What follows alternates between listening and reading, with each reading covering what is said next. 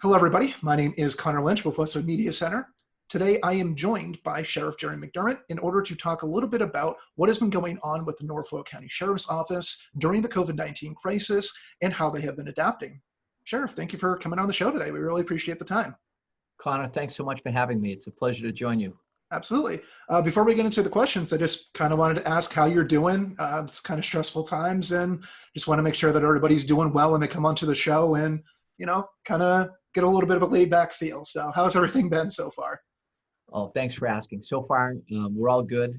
My daughters are healthy. I'm healthy. And for the most part up here at the Norfolk County House of Correction, we have weathered the storm pretty well. We did have some staff come down with COVID-19, but it was just a handful, and all those cases were mild, thank goodness. And a couple of our inmates, and again, very mild cases, no hospitalizations required. And most people complained of body aches, muscle aches. Most people said it was like having a bad cold, but everyone's bounced back. So we're very thankful. So that's excellent. The first thing I wanted to ask is, how have operations been? A lot of departments, especially in Westwood, have seen limited staffing, staggering of staffing and whatnot. How have really day-to-day operations at the Sheriff's Office been impacted? Well, we've been fortunate that we've been at a full complement of our officers. Nobody's been out for a prolonged period of time. We did have a couple of officers just self-quarantined for 14 days. Because they were symptomatic. Most people who've gone for testing have come back negative, which is a good thing. And we are very appreciative to Governor Baker and the Kraft family because, as you may know, Connor, they set up a testing facility at Patriot Place in Foxborough and dedicated 50 tests per day set aside just for the 14 county sheriffs and law enforcement, really frontline workers. So things have been going fairly normal up here, other than all the safety measures and protocols. Everybody who comes into the jail to work, including myself, we do a temperature scan every day, every shift. We do wear masks, and we have the inmates wear masks if they step outside their cell. We've also got all the cleaning and sanitizing protocols in place. So we're doing that like zealots, making sure the facility's clean. And then I've personally bought the inmates full-size bars of Dial antibacterial soap, and I've gone down to the housing units, talked with all the inmates, and just done some education about what the COVID-19 is, how we can fight it, and how keeping their cells clean by cleaning and sanitizing and practicing good hygiene is our best defense. And the inmates, I have to say, have really bought into the idea of helping to keep the virus out. And a couple of them have joked with me that while they like the Dial soap, they prefer Dove for men because they're skin sensitive. So, yeah. But all in all, thank goodness we've managed very well compared to some other correctional facilities in the state and across the country. So we're fortunate to have a good team here. And I think it's good that not only has there been cooperation, as you said, with your staff and with people who are coming in kind of just visiting, but also with the inmates, because I think it's very important that everybody's kind of on the same page, and no matter what, we got to do what we can to combat it. So absolutely. And the way we've explained it is this is an invisible enemy. This virus is trying to penetrate our facility, and we all have to work together, right? And I've told the inmates, because they were concerned, they were getting very, very anxious when this first broke out, and they have loved ones on the outside who they would speak to regularly on the telephone. And they were hearing about toilet paper shortages on the outside and food shortages and meat being rationed and things like that. So I thought it was important that the people in our care and custody get brought up to speed. So we've been, if anything, over communicating with the inmate population. And that's important because, Connor, as you know, in a correctional facility, we talk about climate, and we want the climate to stay very calm. We don't want inmates fighting with one another. We don't want them fighting with our officers. So the more I get around and talk to them, the more my superintendent gets around to the housing units, and we talk to the inmates and educate them on what we're doing and how we're fighting this virus and protecting them, and steps they can take to help protect themselves. The climate's been very good. And I did assure them that we've got at least a month and a half supplies of toiletries and food at any time. And I let them know it's not necessarily the case. I joked with them about how I'd be out at Wegmans and Westwood, and 2-3 weeks in a row you'd go and there's no toilet paper on the shelves. So you have to bounce around to Shaw's or Roach Brothers and try to find some. But anyway, once the inmates knew that they were going to be well looked after, and that we were doing everything we could, they calmed down, and we're thankful for that, because across this country and in other places in Europe, they've actually had riots in the prisons and officers assaulted during the COVID-19 because the inmates got so agitated, so worried about the virus, thought that they weren't being protected. But we've got nothing like that happening here. Norfolk County's really well run. And I think we're all very thankful for that, because it's a testament to you and to the leadership that you have, that you guys have been able to maintain such that control. So I did want to talk, because the last time that we had spoken in our studio, we were talking a lot about programs that are being offered. And I wanted to ask if there's been any huge impact towards some of those programs that have been offered, either if they've been canceled or if they've had to be adapted to these new times. A great question. So because of COVID-19, we did, for a short period of time, have our teachers and those who instruct our inmates during programming doing things from home, over the computer, over the internet. But we never stopped some of the really essential programming to help people combat addiction. So our Alcoholics Anonymous, Narcotics Anonymous meetings were still going on. And our MAT program, the Medication Assisted Treatment, continued without interruption. And that's helping get people that were addicted to opioids weaned off of those. And that's really life-saving work. So that was continued.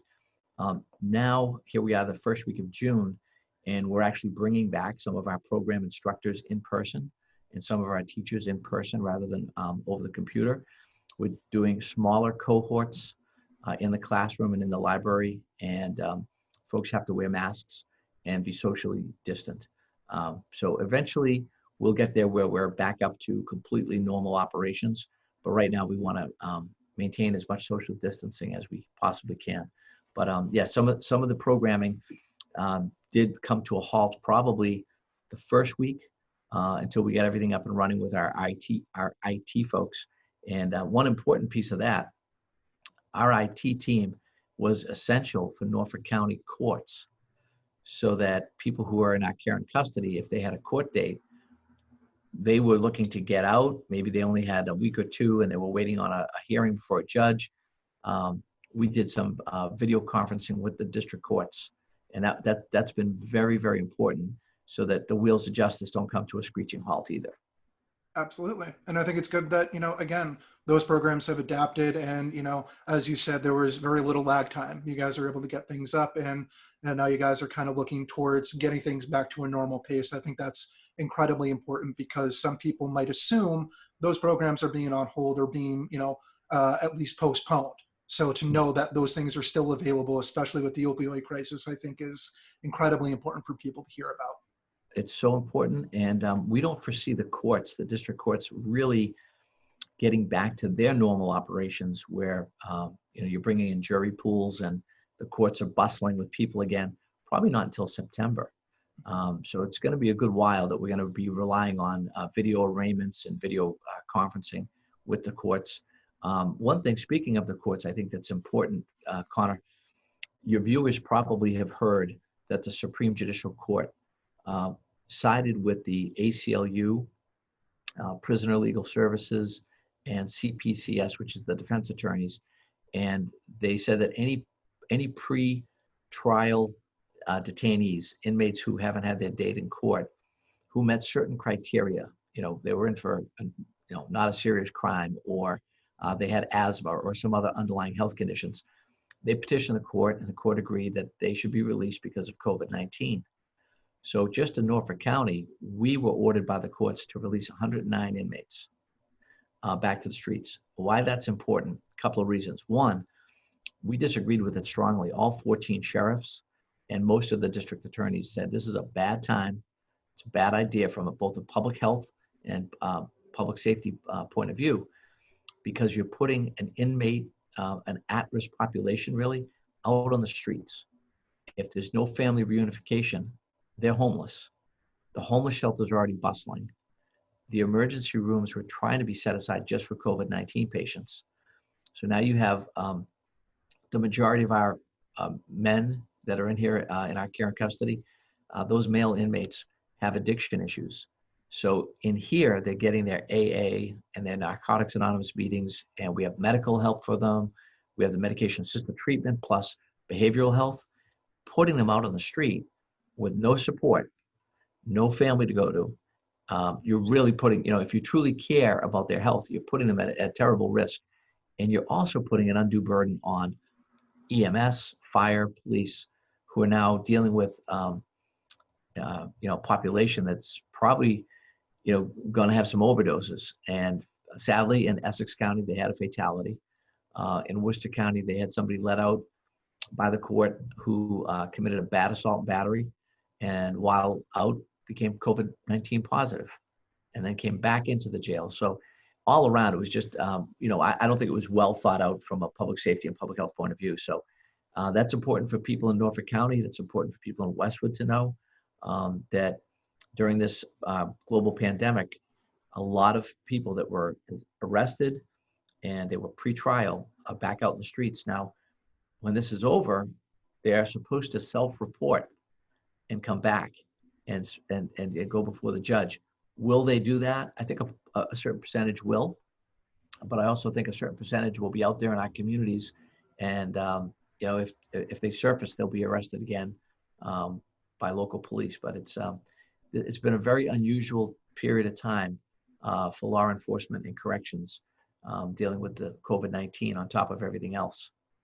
I think adaptation is going to be very big. Those are obviously very huge concerns. And as we're kind of looking into the next coming months, it's going to be a burden on everybody, but especially with the police force, to reinforce what has been a little bit lost in the ways. So I wish you luck with trying to come back to what everybody keeps referring to as a new normal, bringing those people in who need to come back and self-report. I think a burden's going to fall on you guys, and I think it's going to be a challenge, but I know that you guys are up for it. Yeah, and we're hopeful that eventually this virus, like everybody, we're praying there's going to be a vaccine, and we're hoping that this fizzles out and that there's not a second wave. But so many people in the medical scientific community are saying it's probably likely that there'll be a second surge, a spike, and they're predicting September, October, November. Which again, what we've done up here is the cleaning, the sanitizing. Our medical response has been excellent. And we've just gone a step further, Connor, and created, what I did was I assembled all the pieces of security, mental health, medical, and environmental officers. I've pulled everybody together and we formed what I call the Infectious Disease Response Team, or IDRT.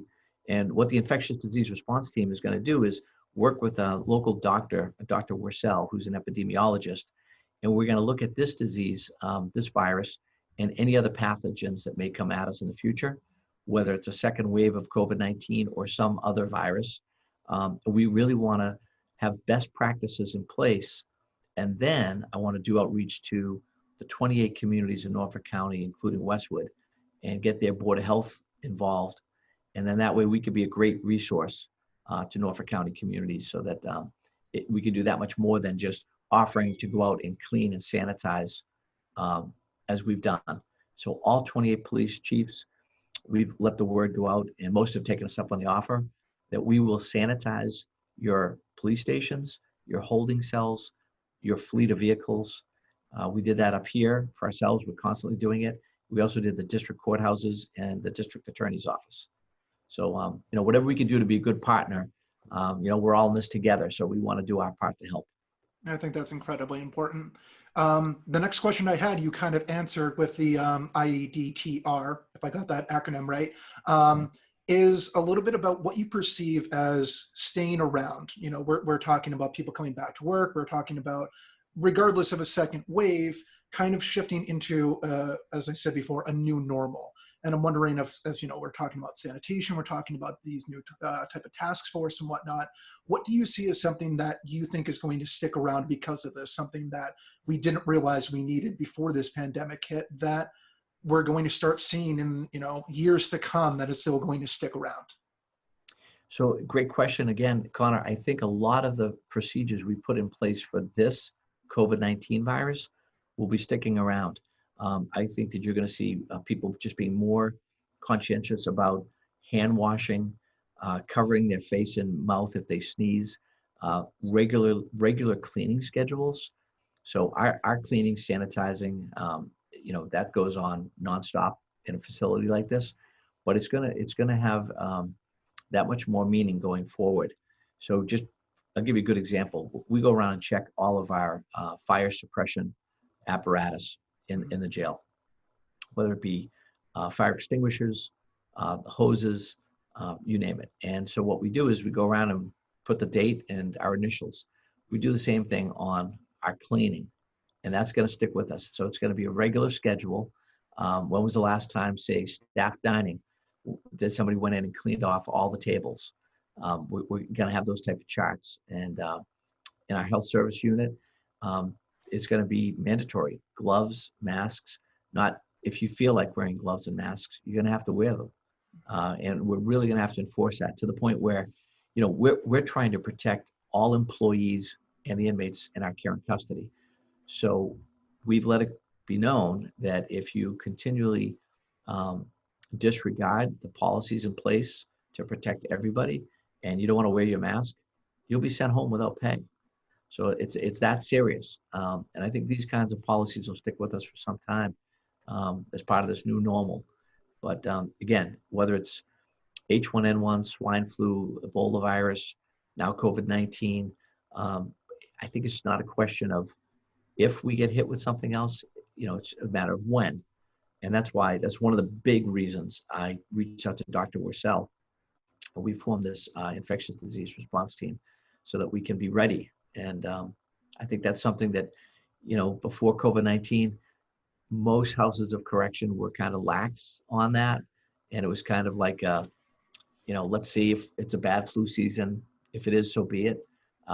No longer. I don't think that laid back attitude will ever come back. I think anybody in this business is going to have to up their game and make sure that we're doing the best we can to protect our employees and the inmates in our care and custody.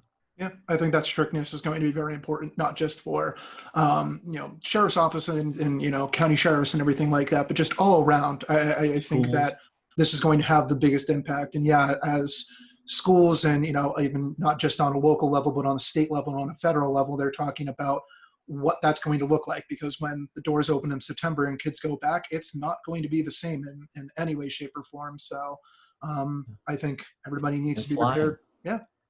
People who want to take their kids to Disney, I think that you could start to see, all the same protocols, temperature checks, masks being worn, and maybe the airlines have to do something to offset having proper spacing and empty seats. In order to do that, they might have to up the price of a ticket and have the planes half full. We don't know yet, but some measures have got to impact all industries. And as you mentioned, Connor, our schools, K through 12 and higher education.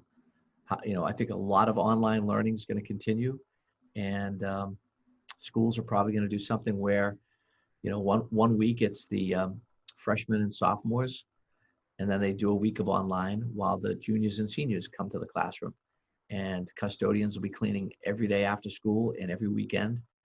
And there's a cost incurred for the labor and for the cleaning products. And that's just something I think we as a society are going to absorb those costs in exchange for better health. It's necessary at the end of the day. It really is. It really is. Yeah. That brings me to the end of my questions. I did kind of want to leave the floor up to you. If there's anything that we didn't go over, if there's anything exciting that we didn't really talk about beforehand, if anything, just leave a message to any of the viewers who are watching the video. Sure. Well, Connor, thanks for having me on again. And, Westwood's a great community, and we've got 28 communities in Norfolk County. It's my honor to be the sheriff of Norfolk County. And I just want your viewers to know that they are safe. I work with Chief Jeff Silva in Westwood and all the chiefs. And, recently we've had a lot of protests because of the murder of George Floyd. and it was a murder, and it was a horrible injustice. But we're all praying that calm and peace can be restored to our streets. And I just want the viewers to know that peaceful protests are great and necessary, but we'll be out there with the local police departments to make sure that people's lives, your safety and your property safety is very important to us. So we are partnering. We're out there. Our mobile command center is at the disposal of the 28 police chiefs, and we have the sheriff's response team, 28 highly trained officers ready to go to make sure that people are kept safe. We want to see peaceful protests. People have a right to be angry, but the burning, the looting, setting police cruisers on fire, the graffiti and all that, we've got to bring that to an end. That's not helping us. And please God, we have a national dialogue about race relations, and we can make some advancements that are sorely needed. But we have to restore some order on our streets right now. It's very dangerous out there. Well, to you, to the police departments, to the sheriff's office, and to all the people who are protesting, all I can wish is that everybody stays healthy and that we can get through these times and reach a point where we are on a peaceful footing. Amen. Sheriff, I really do want to thank you for coming out, giving us the time, talking at great length, and I hope that the viewers can understand a little bit more about what's going on. If there's anybody who wanted to get into contact with the sheriff's office, what would you say is the best way for them to do that right now? Oh, sure. They could go online to the Norfolk Sheriff's Office .com. But for me personally, if they'd like to send an email, it's initial J McDermott at norfolksheriffma.org. So it's .org at the end for the email. So again, it's J McDermott at norfolksheriffma.org, or they can go online, norfolkcountysheriff.com. There's a lot of drop-down bars and menus, and they can get in touch with us at the main number, or they can email me directly. Absolutely. I hope to see you soon in person once all of this is blown over, and we can continue to talk at that point. But thank you again. I really appreciate it. Great. Connor, thanks. Stay healthy and safe. See you soon. You as well. Bye-bye.